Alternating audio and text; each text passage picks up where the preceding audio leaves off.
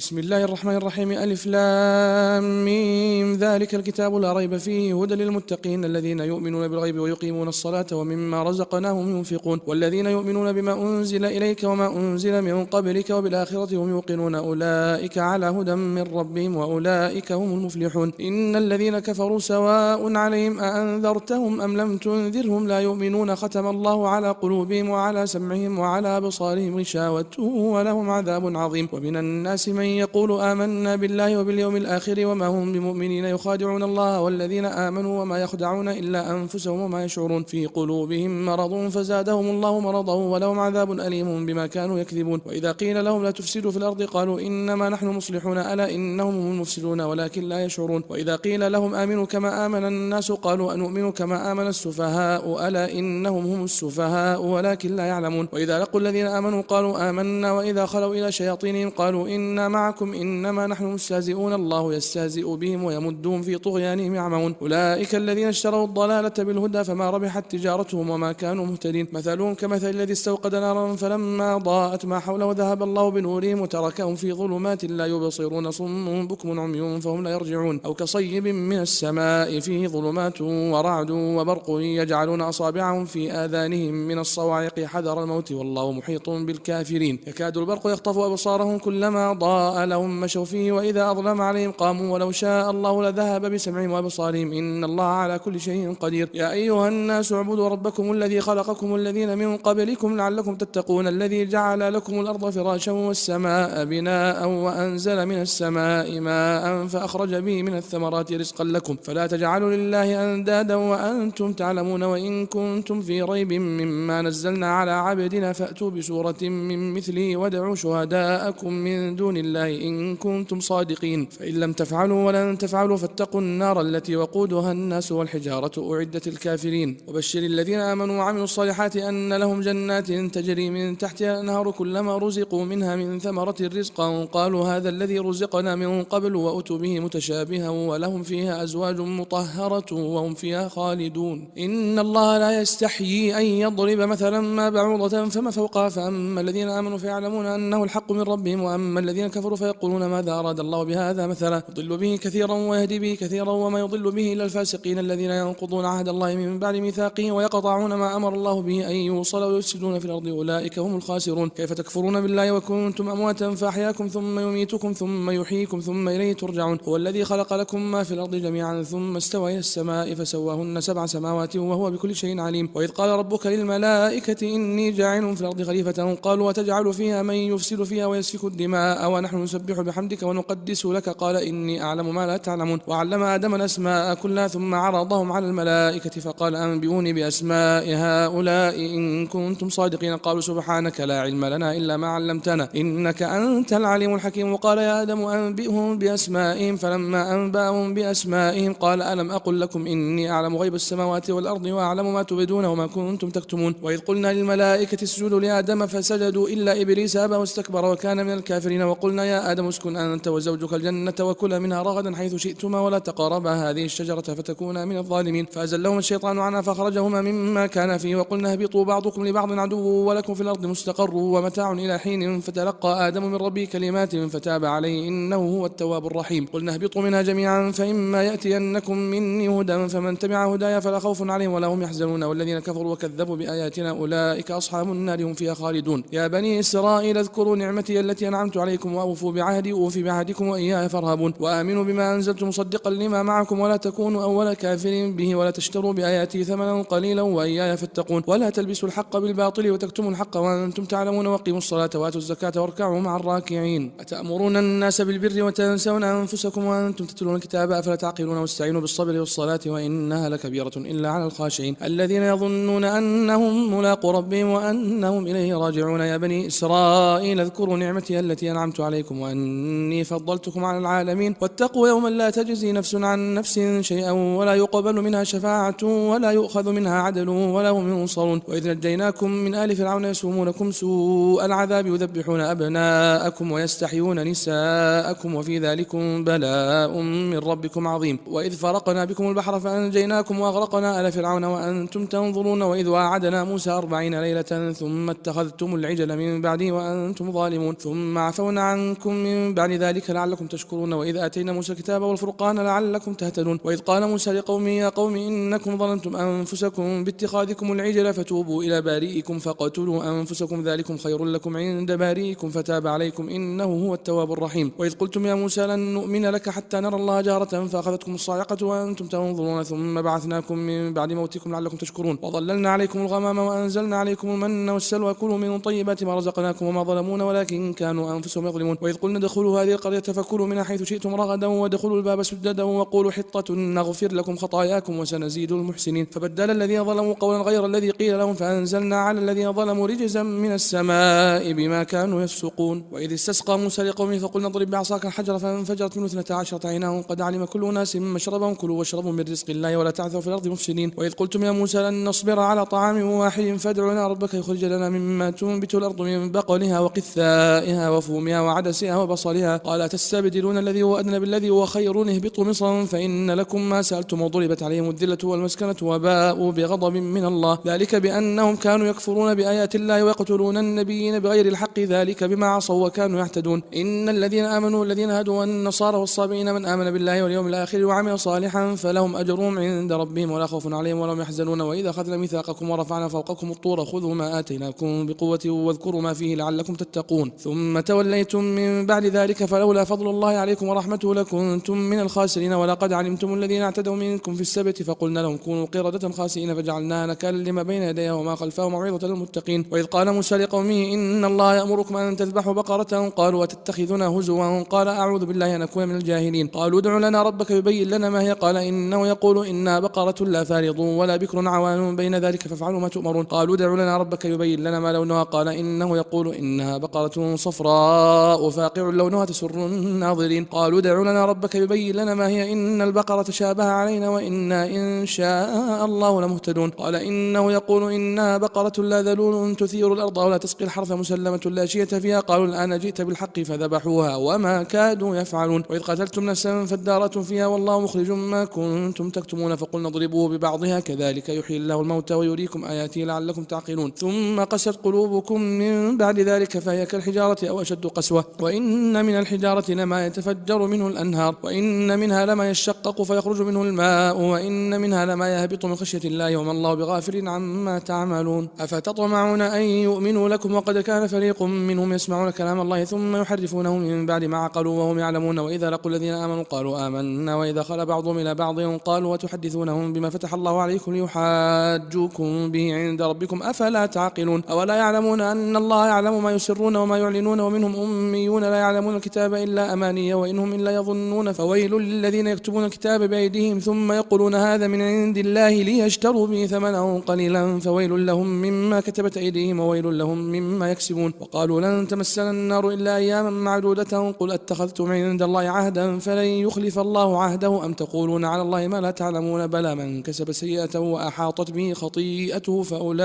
فأولئك أصحاب النار هم فيها خالدون والذين آمنوا وعملوا الصالحات أولئك أصحاب الجنة هم فيها خالدون وإذا أخذنا ميثاق بني إسرائيل لا تعبدون إلا الله وبالوالدين إحسانا وذي القربى واليتامى والمساكين وقولوا للناس حسنا وأقيموا الصلاة وآتوا الزكاة ثم توليتم إلا قليلا منكم وأنتم معرضون وإذا أخذنا ميثاقكم لا تسفكون دماءكم ولا تخرجون أنفسكم من دياركم ثم أقررتم وأنتم تشهدون ثم أنتم هؤلاء تقتلون أنفسكم وتخرجون فريقا منكم من ديارهم تظاهرون عليهم بالإثم والعدوان وإن يأتوكم أسارى تفادوهم وهو محرم عليكم إخراجهم أفتؤمنون ببعض الكتاب وتكفرون ببعض فما جزاء من يفعل ذلك منكم إلا خزي في الحياة الدنيا ويوم القيامة يردون إلى شد العذاب وما الله بغافل عما تعملون أولئك الذين اشتروا الحياة الدنيا بالآخرة فلا يخفف عنهم العذاب ولا هم ينصرون ولقد آتينا موسى الكتاب وقفينا من بعده بالرسل وآتينا عيسى بن مريم البينات وأيدناه بروح القدس أفكلما جاءكم رسول بما لا تهوى أنفسكم استكبرتم ففريقا كذبتم وفريقا تقتلون وقالوا قلوبنا غلف بل لعنهم الله بكفرهم فقليلا ما يؤمنون ولما جاءهم كتاب من عند الله مصدق لما معهم وكانوا من قبل يستفتحون على الذين كفروا فلما جاءهم ما عرفوا كفروا به فلعنة الله على الكافرين بئس ما اشتروا به أنفسهم أن يكفروا بما أنزل الله بغيا أن ينزل الله من فضله على من يشاء من عباده فباءوا بغضب على غضب وللكافرين عذاب مهين وإذا قيل لهم آمنوا بما أنزل الله قالوا نؤمن بما أنزل علينا ويكفرون بما وراءه وهو هو الحق مصدقا لما معهم قل فلم تقتلون أنبياء الله من قبل إن كنتم مؤمنين ولقد جاءكم موسى بالبينات ثم اتخذتم العجل من بعد وأنتم ظالمون وإذا أخذنا ميثاقكم ورفعنا فوقكم الطور خذوا ما آتيناكم بقوة واسمعوا قالوا سمعنا وعصينا وأشربوا في قلوبهم العجل بكفرهم قل بئس ما يأمركم به إيمانكم إن كنتم مؤمنين قل إن كانت لكم الدار الآخرة عند الله خالصة من دون الناس فتمنوا الموت إن كنتم صادقين ولن يتمنوه أبدا بما قدمت أيديهم والله عليم بالظالمين ولا تجدنهم أحرص الناس على حياة ومن الذين أشركوا يود أحدهم لو يعمر 1000 سنة وما هو بمزحزحه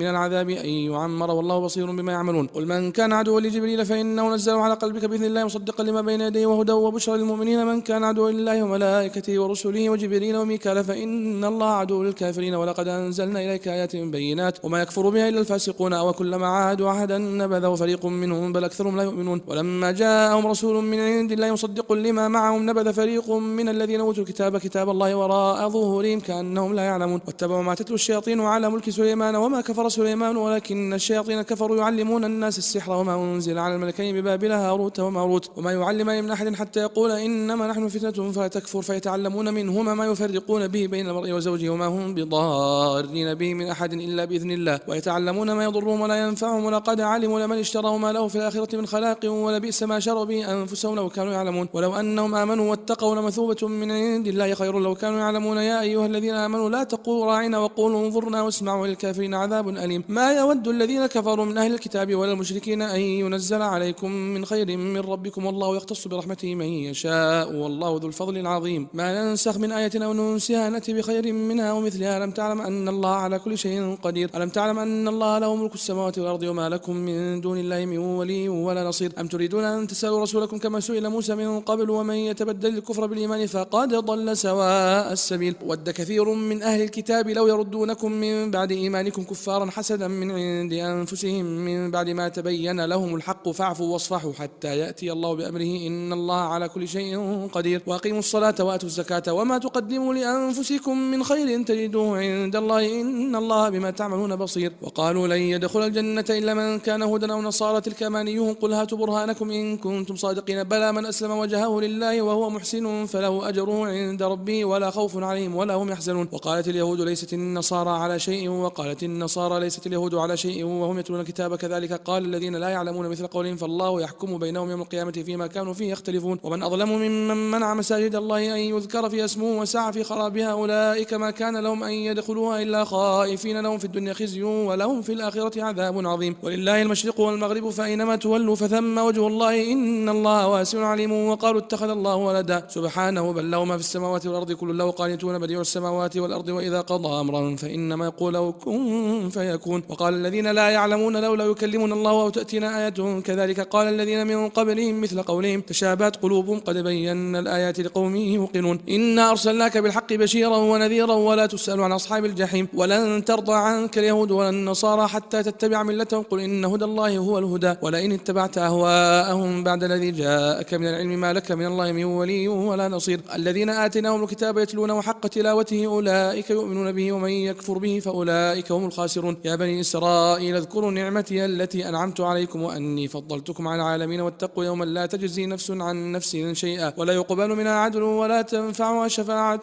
ولا هم ينصرون وإذ ابتلى إبراهيم ربه بكلمات فأتمهن قال إني جاعلك للناس إماما قال ومن ذريتي قال لا ينال عهد الظالمين وإذ جعلنا البيت مثابة للناس وأمنا واتخذوا من مقام إبراهيم مصلى وعهدنا إلى إبراهيم وإسماعيل أن طهر بيتي للطائفين والعاكفين والركع السجود وإذ قال إبراهيم رب اجعل هذا بلدا آمنا وارزق أهله من الثمرات من آمن منهم بالله واليوم الآخر قال ومن كفر فأمتعه قليلا ثم أضطره إلى عذاب النار وبئس المصير وإذ يرفع إبراهيم القواعد من البيت وإسماعيل ربنا تقبل منا إنك أنت السميع العليم ربنا وجعلنا مسلمين لك ومن ذريتنا أمة مسلمة لك وأرنا مناسكنا وتب علينا إنك أنت التواب الرحيم ربنا وابعث فيهم رسولا منهم يتلو عليهم آياتك ويعلمهم الكتاب والحكمة ويزكيهم إنك أنت العزيز الحكيم ومن يرغب عن ملة إبراهيم إلا من سفه نفسه ولقد اصطفيناه في الدنيا وإنه في الآخرة لمن الصالحين إذ قال له ربه أسلم قال أسلمت لرب العالمين ووصى بها إبراهيم بنيه ويعقوب يا بني إن الله اصطفى لكم الدين فلا تموتن إلا وأنتم مسلمون أم كنتم شهداء إذ حضر يعقوب الموت إذ قال لبنيه ما تعبدون من بعدي قالوا نعبد إلهك وإله آبائك إبراهيم وإسماعيل وإسحاق إلها واحدا ونحن له مسلمون تلك أمة قد خلت لها ما كسبت ولكم ما كسبتم كسبتم ولا تسألون عما كانوا يعملون. وقالوا كونوا هودا أو نصارى تهتدوا قل بل ملة إبراهيم حنيفا وما كان من المشركين. قولوا آمنا بالله وما أنزل إلينا وما أنزل إلى إبراهيم وإسماعيل وإسحاق ويعقوب والأسباط وما أوتي موسى وعيسى وما أوتي النبيون من ربهم لا نفرق بين أحد منهم ونحن له مسلمون. فإن آمنوا بمثل ما آمنتم به فقد اهتدوا وإن تولوا فإنما هم في شقاق فسيكفيكهم الله وهو السميع العليم. صبغة الله ومن أحسن من الله صبغة ونحن له عابدون. ولا تحاجوننا في الله وهو ربنا وربكم ولنا أعمالنا ولكم أعمالكم ونحن له مخلصون. أم تقولون إن إبراهيم وإسماعيل وإسحاق ويعقوب والأسباط كانوا هودا أو نصارى قل أنتم أعلم أم الله ومن أظلم ممن كتم شهادة عنده من الله وما الله بغافل عما تعملون. تلك أمة قد خلت لها ما كسبت ولكم ما كسبتم ولا تسألون عما كانوا يعملون. سيقول السفهاء من الناس ما ولاهم عن قبلتهم التي كانوا عليها قل لله المشرق والمغرب يهدي من يشاء إلى صراط مستقيم. وكذلك جعلناكم أمة وسطا لتكونوا شهداء على الناس ويكون الرسول عليكم شهيدا وما جعلنا القبلة التي كنت عليها إلا لنعلم من يتبع الرسول ممن ينقلب على عقبيه وإن كانت لكبيرة إلا على الذين هدى الله وما كان الله ليضيع إيمانكم إن الله بالناس لرؤوف رحيم. قد نرى تقلب وجهك في السماء فلنولينك قبلة ترضاها فول وجهك شطر المسجد الحرام وحيث ما كنتم فولوا وجوهكم شطره وإن الذين أوتوا الكتاب ليعلمون أنه الحق من ربهم وما الله بغافل عما يعملون. ولئن أتيت الذين أوتوا الكتاب بكل آية ما تبعوا قبلتك وما أنت بتابع قبلتهم وما بعضهم بتابع قبلة بعض ولئن اتبعت أهواءهم من بعد ما جاءك من العلم إنك إذا لمن الظالمين. الذين آتيناهم الكتاب يعرفونه كما يعرفون أبناءهم وإن فريقا منهم ليكتمون الحق وهم يعلمون الحق من ربك فلا تكونن من الممترين. ولكل وجهة هو موليها فاستبقوا الخيرات أينما تكونوا يأتي بكم الله جميعا إن الله على كل شيء قدير. ومن حيث خرجت فول وجهك شطر المسجد الحرام وإنه للحق من ربك وما الله بغافل عما تعملون. ومن حيث خرجت فول وجهك شطر المسجد الحرام وحيث ما كنتم فولوا وجوهكم شطره لئلا يكون للناس عليكم حجة إلا الذين ظلموا منهم فلا تخشوهم واخشوني ولأتم نعمتي عليكم ولعلكم تهتدون. كما أرسلنا فيكم رسولا منكم يتلو عليكم آياتنا ويزكيكم ويعلمكم الكتاب والحكمة ويعلمكم ما لم تكونوا تعلمون فاذكروني أذكركم واشكروا لي ولا تكفرون. يا أيها الذين آمنوا استعينوا بالصبر والصلاة إن الله مع الصابرين. ولا تقولوا لمن يقتل في سبيل الله أموات بل أحياء ولكن لا تشعرون. ولا نبلونكم بشيء من الخوف والجوع ونقص من الأموال والأنفس والثمرات وبشر الصابرين الذين إذا أصابتهم مصيبة قالوا إنا لله وإنا إليه راجعون أولئك عليهم صلوات من ربهم ورحمة وأولئك هم المهتدون. إن الصفا والمروة من شعائر الله فمن حج البيت أو اعتمر فلا جناح عليه أن يطوف بهما ومن تطوع خيرا فإن الله شاكر عليم. إن الذين يكتمون ما أنزلنا من البينات والهدى من بعد ما بيناه للناس في الكتاب أولئك يلعنهم الله ويلعنهم اللاعنون إلا الذين تابوا وأصلحوا وبينوا فأولئك أتوب عليهم وأنا التواب الرحيم. إن الذين كفروا وماتوا وهم كفار أولئك عليهم لعنة الله والملائكة والناس أجمعين خالدين فيها لا يخفف عنهم العذاب ولا هم ينظرون وإلهكم إله واحد لا إله إلا هو الرحمن الرحيم. إن في خلق السماوات والأرض واختلاف الليل والنهار والفلك التي تجري في البحر بما ينفع الناس وما أنزل الله من السماء من ماء فأحيا به الأرض بعد موتها وبث فيها من كل دابة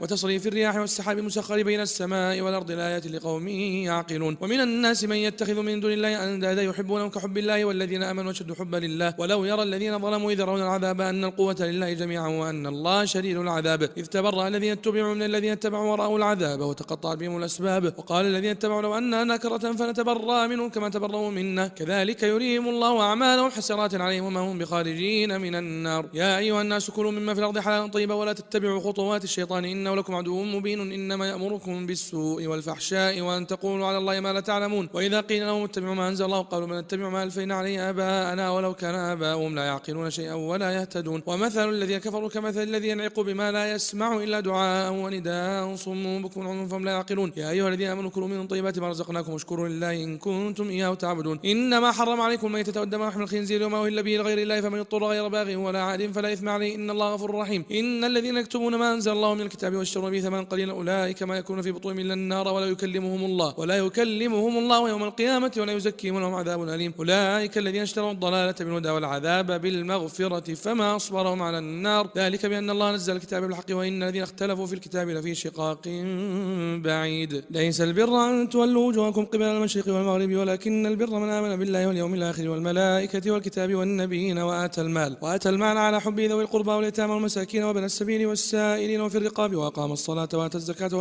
والموفون بعهدهم إذا عادوا والصابرين في البأساء والضراء وحين البأس أولئك الذين صدقوا وأولئك هم المتقون. يا أيها الذين آمنوا كتب عليكم القصاص في القتل، الحر بالحر والعبد بالعبد والأنثى بالأنثى، فمن عفي له من أخيه شيء فاتباع بالمعروف وأداء إليه بإحسان، ذلك تخفيف من ربكم ورحمة، فمن اعتدى بعد ذلك فله عذاب أليم. ولكم في القصاص حياة يا أولي الألباب لعلكم تتقون. كتب عليكم إذا حضر أحدكم موت إن ترك خيرا الوصية للوالدين والأقربين بالمعروف حقا على المتقين، فمن بدله بعدما سمعه فإنما إثمه على الذين يبدلونه إن الله سميع عليم. فمن خاف من موص جنفا أو إثما فأصلح بينهم فلا إثم عليه إن الله غفور رحيم. يا أيها الذين آمنوا كتب عليكم الصيام كما كتب على الذين من قبلكم لعلكم تتقون أياما معدودات، فمن كان منكم مريضا أو على سفر فعدة من أيام أخرى، وعلى الذين يطيقونه فدية طعام مسكين، فمن تطوع خيرا فهو خير له وأن تصوموا خير لكم إن كنتم تعلمون. شهر رمضان الذي أنزل فيه القرآن هدى للناس وبينات من الهدى والفرقان، فمن شهد منكم الشهر فليصومه، ومن كان مريضا أو على سفر فعدة من أيام أخرى يريد الله بكم اليسر ولا يريد بكم العسر ولتكملوا العدة ولتكبروا الله على ما هداكم ولعلكم تشكرون. وإذا سألك عبادي عني فإني قريب أجيب دعوة الداعي إذا دعاني فليستجيبوا لي وليؤمنوا بي لعلهم يرشدون. أحل لكم ليلة الصيام الرفث إلى نسائكم هن لباس لكم وأنتم لباس لهن، علم الله أنكم كنتم تختارون أنفسكم فتاب عليكم وعفى عنكم، فلا نباشرهن وابتغوا ما كتب الله لكم وكلوا واشربوا حتى يتبين لكم الخيط الأبيض من الخيط الأسود من الفجر ثم أتموا الصيام إلى الليل ولا تباشرون وأنتم عاكفون في المساجد، تلك حدود الله فتقربوها كذلك يبين الله آياته للناس لعلهم يتقون. ولا تأكلوا أموالكم بينكم بالباطل وتدلوا بها الحكام لتأكلوا فريقا من أموال الناس بالإثم وأنتم تعلمون. يسألونك عن الأهلة قل هي مواقيت للناس والحج وليس البر بأن تأتوا البيوت من ظهورها ولكن البر من اتقى وأتوا البيوت من أبوابها واتقوا الله لعلكم تفلحون. وقاتلوا في سبيل الله الذين يقاتلونكم ولا تعتدوا إن الله لا يحب المعتدين. وقتلوهم حيث ثقفتموهم واخرجوهم حيث أخرجوكم الفتنة وسدوا القتل ولا تقاتلوا عند المسجد الحرام حتى يقاتلوكم فيه فإن قاتلوكم فاقتلوهم كذلك جزاء الكافرين. فإن انتهوا فإن الله غفور رحيم. وقاتلوهم حتى لا تكون فتنة ويكون الدين لله فإن انتهوا فلا عدوان إلا على الظالمين. الشهر الحرام والشهر الحرام والحرمات قصاص فمن اعتدى عليكم فاعتدوا عليه بمثل ما اعتدى عليكم واتقوا الله واعلموا أن الله مع المتقين. وأنفقوا في سبيل الله ولا تلقوا بأيديكم إلى التهلكة وأحسنوا إن الله يحب المحسنين. وأتموا الحج والعمرة لله فإن أحصرتم فما استيسر من الهدي ولا تحلقوا رؤوسكم حتى يبلغ الهدي محله، فمن كان منكم مريضا أو به أذى من رأسه ففدية من صيام أو صدقة أو نسك، فإذا أمنتم فمن تمتع بالعمرة إلى الحج فما استيسر من الهدي، فمن لم يجد فصيام 3 أيام الحج 7 إذا رجعتم تلك حجة كاملة، ذلك لمن لم يكن أهله حاضر المسجد الحرام. واتقوا الله واعلموا أن الله شديد العقاب. الحج أشهر معلومات فمن فرض فيهن الحج فلا رفث ولا فسوق ولا جدال في الحج، وما تفعلوا خير يعلم الله وتزودوا فإن خير الزاد التقوى واتقون يا أولي الألباب. ليس عليكم جناح أن تبتغوا فضلا من ربكم فإذا أفضتم عرفات فاذكروا الله عند مشعر الحرام واذكروا كما هداكم وإن كنتم من قبله لمن الضالين ثم أفيضوا من حيث أفاض الناس واستغفروا الله إن الله غفور رحيم. فإذا قضيتم مناسككم فاذكروا الله كذكركم آباءكم أو أشد ذكرا. فمن الناس من يقول ربنا آتنا في الدنيا وما له في الآخرة من خلاق، ومنهم من يقول ربنا آتنا في الدنيا حسنة وفي الآخرة حسنة وقنا عذاب النار. أولئك لهم نصيب مما كسبوا والله سريع الحساب. واذكروا الله في أيام معدودات فمن تعجل في يوم فلا إثم عليه ومن تأخر فلا إثم عليه من اتقى واتقوا الله واعلموا أنكم إليه تحشرون. ومن الناس من يعجبك قوله في الحياة الدنيا ويشهد الله على ما في قلبه وهو لد الخصام، وإذا تولى سعى في الأرض ليفسد فيها ويهلك الحرث والنسل والله لا يحب الفساد. وإذا قيل له اتق الله أخذته العزة بالإثم فحسبه جهنم ولبئس المهاد. ومن الناس من يشري نفسه ابتغاء مرضات الله والله رؤوف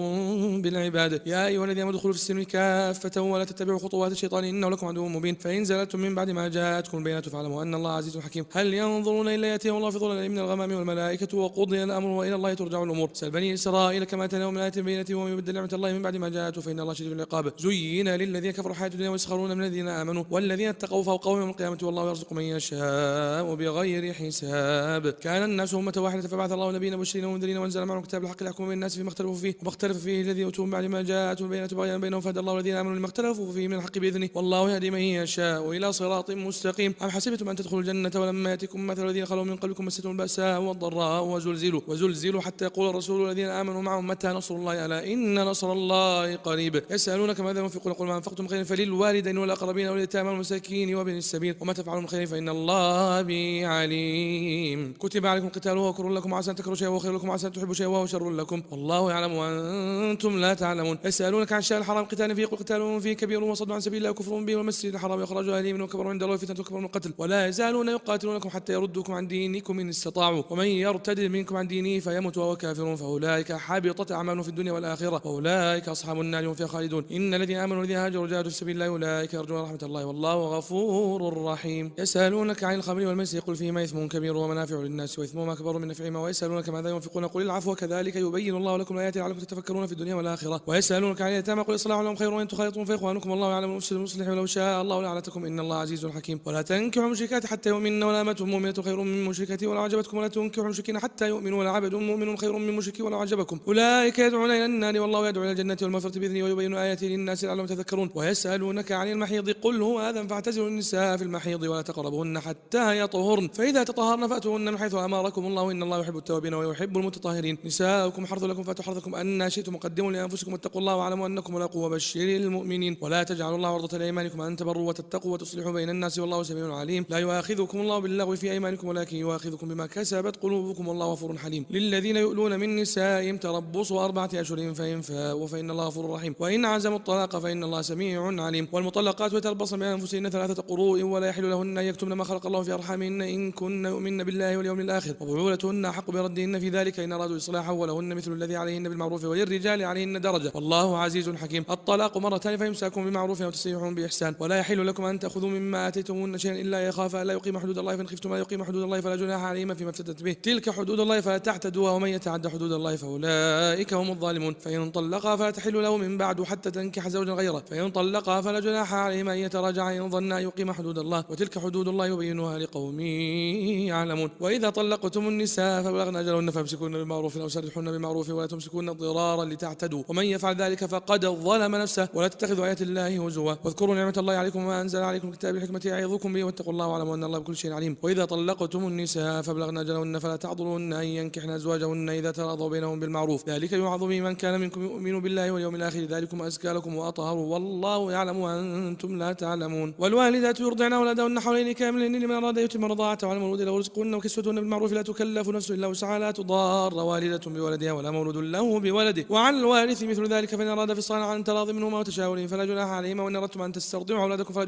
فلا جناح عليكم إذا سلمتم ما آتيتم بالمعروف واتقوا الله واعلموا أن الله بما تعملون بصير والذين يتوفون منكم يذرون أزواجا يتربصن بأنفسهن 4 أشهر و10 فإذا بلغن أجلهن فلا جناح عليكم فيما فعلن في أنفسهن بالمعروف والله بما تعملون خبير ولا جناح عليكم فيما عرضتم به من خطبة النساء أو أكننتم في أنفسكم علم الله أنكم ستذكرونهن ولكن لا توعدون سرا إلا أن تقولوا قولا معروفا ولا تعزموا عقدة النكاح حتى يبلغ الكتاب أجله واعلموا أن الله يعلم ما في أنفسكم فاحذروه واعلموا أن الله غفور حليم لا جناح عليكم إن طلقتم النساء ما لم تمسوهن وتفريضوا لهن فريضة ومتعوهن على الموسع قدر وعلى المقتر قدر متاعا بالمعروف حقا على المحسنين وإن طلقتموهن من قبل أن تمسوهن وقد فرضتم لهن فريضة فنصف ما فرضتم إلا يعفون أو يعفو الذي بيده عقدة النكاح وأن تعفوا أقرب للتقوى ولا تنسوا الفضل بينكم إن الله بما تعملون بصير حافظوا على الصلوات والصلاة الوسطى وقوموا لله قانتين فإن خفتم فرجالا أو ركبانا فإذا منتم فاذكروا الله كما علمكم ما لم تكونوا تعلمون والذين يتوفون منكم يذرون أزواجا وصية لأزواجهم متاعا إلى الحول غير إخراج فإن خرجنا فلا جناح عليكم فيما فعلنا في أنفسهن من معروف والله عزيز حكيم وللمطلقات متاع بالمعروف حقا على المتقين كذلك يبين الله لكم آياته لعلكم تعقلون ألم تر إلى الذين خرجوا من ديارهم وهم ألوف حذر الموت فقال لهم الله موتوا ثم أحياهم إن الله لذو فضل على الناس ولكن أكثر الناس لا يشكرون وقاتلوا في سبيل الله واعلموا أن الله سميع عليم من ذا الذي يقرض الله قرضا حسنا فيضاعفه له ضعفا كثيرة والله يقبض ويبسط وإليه ترجعون ألم تر إلى الملأ من بني إسرائيل من بعد موسى إذ قالوا للنبي اللهم ابعث لنا ملكا نقاتل في سبيل الله قال هل عسيتم إن كتب عليكم القتال ألا تقاتلوا قالوا وما لنا ألا نقاتل في سبيل الله وقد أخرجنا من ديارنا وأبنائنا فلما كتب عليهم القتال تولوا إلا قليلا منهم والله عليم بالظالمين وقال لهم نبيهم إن الله قد بعثكم طالوت ملكا قالوا أن يكون له الملك علينا ونحن أحق بالملك منه ولم يؤت ساعة من المال قال إن الله اصطفاه عليكم وزاده بسطة في العلم والجسم والله يؤتي ملكه من يشاء والله واسع عليم وقال لهم نبيهم إن آية ملكه أن يأتيكم التابوت فيه سكينة من ربكم وبقية مما ترك آل موسى وآل هارون تحمله الملائكة إن في ذلك لآية لكم إن كنتم مؤمنين فلما فصل طالوت بالجنود قال إن الله مبتليكم بنهر فمن شرب منه فليس مني ومن لم يطعمه فإنه مني إلا من اغترف غرفة بيده فشربوا منه إلا قليلا منهم فلما جاوزه هو والذين آمنوا معه قالوا لا طاقة لنا اليوم بجالوت وجنوده قال الذين يظنون أنهم ملاقوا الله كم من فئة قليلة غلبت فئة كثيرة بإذن الله والله مع الصابرين ولما برزوا لجالوت وجنوده قالوا ربنا أفرغ علينا صبرا وثبت أقدامنا وانصرنا على القوم الكافرين فهزموهم بإذن الله وقتل داود جالوت وآتاه الله الملك والحكمة وعلمه مما يشاء ولولا دفع الله الناس بعضهم ببعض لفسدت الأرض ولكن الله ذو فضل على العالمين تلك آيات الله نتلوها عليك بالحق وإنك لمن المرسلين تلك الرسل فضلنا بعضهم على بعض منهم من كلم الله ورفع بعضهم درجات وآتينا عيسى ابن مريم البينات وأيدناه بروح القدس ولو شاء الله ما اقتتل الذين من بعدهم من بعد ما جاءتهم البينات ولكن اختلفوا فمنهم من آمن ومنهم من كفر ولو شاء الله ما اقتتلوا ولكن الله يفعل ما يريد يا أيها الذين آمنوا أنفقوا مما رزقناكم من قبل أن يأتي يوم لا بيع فيه ولا خلة ولا شفاعة والكافرون هم الظالمون الله لا إله إلا هو الحي القيوم لا تأخذه سنة ولا نوم له ما في السماوات وما في الأرض من ذا الذي يشفع عنده إلا بإذنه يعلم ما بين أيديهم وما خلفهم ولا يحيطون بشيء من علمه إلا بما شاء وسع كرسيه السماوات والأرض ولا يؤوده حفظهما وهو العلي العظيم. لا إكراه في الدين قد تبين الرشد من الغي فمن يكفر بالطاغوت ويؤمن بالله فقد استمسك بالعروة الوثقى لا انفصام لها والله سميع عليم. الله ولي الذين آمنوا يخرجهم من الظلمات إلى النور والذين كفروا أولياؤهم الطاغوت يخرجونهم من النور إلى الظلمات أولئك أصحاب النار هم فيها خالدون. ألم تر إلى الذي حاج إبراهيم في ربه أن آتاه الله الملك إذ قال إبراهيم ربي الذي يحيي ويميت قال أنا أحيي وأميت قال إبراهيم فإن الله يأتي بالشمس من المشرق فأت بها من المغرب فبهت الذي كفر والله لا يهدي القوم الظالمين. أو كالذي مر على قرية وهي خاوية على عروشها قال أنى يحيي هذه الله بعد موتها فأماته الله 100 عام ثم بعثه قال كم لبثت قال لبثت يوما أو بعض يوم قال بل لبثت 100 عام فانظر إلى طعامك وشرابك لم يتسنه وانظر إلى حمارك ولنجعلك آية للناس وانظر إلى العظام كيف ننشزها ثم نكسوها لحما فلما تبين له قال أعلم أن الله على كل شيء قدير. وإذ قال إبراهيم رب أرني كيف تحيي الموتى قال أولم تؤمن قال بلى ولكن ليطمئن قلبي قال فخذ 4 من الطير فصرهن إليك ثم اجعل على كل جبل منهن جزءا ثم ادعهن يأتينك سعيا واعلم أن الله عزيز حكيم. مثل الذين ينفقون أموالهم في سبيل الله كمثل حبة أنبتت 7 سنابل في كل سنبلة 100 حبة والله يضاعف لمن يشاء والله واسع عليم. الذين ينفقون أموالهم في سبيل الله ثم لا يتبعون ما أنفقوا منا ولا أذى لهم أجرهم عند ربهم ولا خوف عليهم ولا هم يحزنون. قول معروف ومغفرة خير من صدقة يتبعها أذى والله غني حليم. يا أيها الذين آمنوا لا تبطلوا صدقاتكم بالمن والأذى كالذي ينفق ماله رئاء الناس ولا يؤمن بالله واليوم الآخر فمثله كمثل صفوان عليه تراب فأصابه وابل فتركه صلدا لا يقدرون على شيء مما كسبوا والله لا يهدي القوم الكافرين. ومثل الذين ينفقون أموالهم ابتغاء مرضات الله وتثبيتا من أنفسهم كمثل جنة بربوة أصابها وابل فآتت أكلها ضعفين فإن لم يصبها وابل فطل والله بما تعملون بصير. أيود أحدكم أن تكون له جنة من نخيل وأعناب تجري من تحتها الأنهار له فيها من كل الثمرات وأصابه الكبر وله ذرية ضعفاء فأصابها إعصار فيه نار فاحترقت كذلك يبين الله لكم الآيات لعلكم تتفكرون. يا أيها الذين آمنوا أنفقوا من طيبات ما كسبتم ومما أخرجنا لكم من الأرض ولا تيمموا الخبيث منه تنفقون ولستم بآخذيه إلا أن تغمضوا فيه واعلموا أن الله غني حميد. الشيطان يعدكم الفقر ويأمركم بالفحشاء والله يعدكم مغفرة منه وفضلا والله واسع عليم. يؤتي الحكمة من يشاء ومن يؤت الحكمة فقد أوتي خيرا كثيرا وما يذكر إلا أولو الألباب. وما أنفقتم من نفقة أو نذرتم من نذر فإن الله يعلمه وما للظالمين من أنصار. إن تبدوا الصدقات فنعم ما هي وإن تخفوها وتؤتوها الفقراء فهو خير لكم ويكفر عنكم من سيئاتكم والله بما تعملون خبير. ليس عليك هداهم ولكن الله يهدي من يشاء وما تنفقوا من خير فلأنفسكم وما تنفقون إلا ابتغاء وجه الله وما تنفقوا من خير يوفى إليكم وأنتم لا تظلمون. للفقراء الذين أحصروا في سبيل الله لا يستطيعون ضربا في الأرض يحسبهم الجاهل أغنياء من التعفف تعرفهم بسيماهم لا يسألون الناس إلحافا وما تنفقوا من خير فإن الله به عليم. الذين ينفقون أموالهم بالليل والنار سرا وعلانية فلهم أجرهم عند ربهم ولا خوف عليهم ولا هم يحزنون. الذين يأكلون الربا لا يقومون إلا كما يقوم الذي يتخبطه الشيطان من المس ذلك بأنهم قالوا إنما البيع مثل الربا وأحل الله البيع وحرم الربا فمن جاءه موعظة من ربه فانتهى فله ما سلف وأمره إلى الله ومن عاد فأولئك أصحاب النار هم فيها خالدون. يمحق الله الربا ويربي الصدقات والله لا يحب كل كفار أثيم. إن الذين آمنوا وعملوا الصالحات وأقاموا الصلاة وآتوا الزكاة لهم أجرهم عند ربهم ولا خوف عليهم ولا هم يحزنون. يا أيها الذين آمنوا اتقوا الله وذروا ما بقي من الربا إن كنتم مؤمنين فإن لم تفعلوا فأذنوا بحرب من الله ورسوله وإن تبتم فلكم رؤوس أموالكم لا تظلمون ولا تظلمون وإن كان ذو عسرة فنظرة إلى ميسرة وأن تصدقوا خير لكم إن كنتم تعلمون. واتقوا يوما ترجعون فيه إلى الله ثم توفى كل نفس ما كسبت وهم لا يظلمون. يا أيها الذين آمنوا إذا تداينتم بدين إلى أجل مسمى فاكتبوه وليكتب بينكم كاتب بالعدل ولا يأبى كاتب أن يكتب كما علمه الله فليكتب وليملل للذي عليه الحق وليتق الله ربه ولا يبخس منه شيئا، فإن كان الذي عليه الحق سفيها أو ضعيفا أو لا يستطيع أن يمل هو فليملل وليه بالعدل، واستشهدوا شهيدين من رجالكم فإن لم يكونا رجلين فرجل وامرأتان ممن ترضون من الشهداء